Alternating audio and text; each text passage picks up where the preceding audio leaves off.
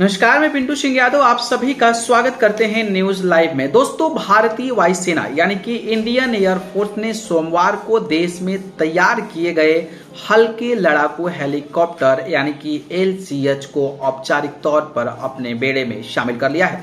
राजस्थान के जोधपुर में केंद्रीय रक्षा मंत्री राजनाथ सिंह और वायुसेना प्रमुख air chief marshal VR Chaudhary की मौजूदगी में भारतीय वायुसेना में MCH के प्रेरण समारोह में एक सर्वधर्म प्रार्थना की गई। सिंह ने इस कार्यक्रम में कहा कि आज भारतीय वायुसेना में देश की प्रथम स्वदेशी LCH का आगमन हो रहा है। प्रचंड शक्ति, प्रचंड वेग और प्रचंड प्रहार की क्षमता वाले इस चॉपर का आगमन हमारी वायुसेना की क्षमताओं में बढ़ोतरी के साथ साथ रक्षा उत्पादन क्षेत्र में आत्मनिर्भरता की ओर एक बड़ा कदम है।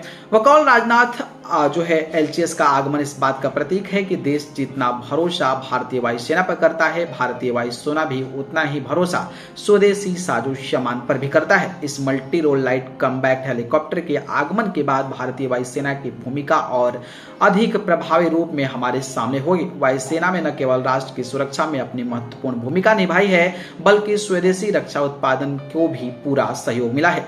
उनके अनुसार आजादी से लेकर अब तक भारत की संप्रभुता को सुरक्षित रखने में भारतीय वायुसेना की बड़ी शानदार भूमिका रही है। आंतरिक खतरों हो या बाहरी युद्ध हो, भारतीय वायुसेना ने सदैव अपने अदम्य साहस, शौर्य और पराक्रम के साथ राष्ट्रीय सुरक्षा को मजबूती प्रदान की है। 1999 में कारगिल युद्ध के दौरान इसकी जरूरत को गंभीरतापूर्ण अनुभव किया गया। तब से लेकर अब तक यानी कि 2 दशकों के देश के अनुसंधान एवं विकास प्रतिफल LCH है।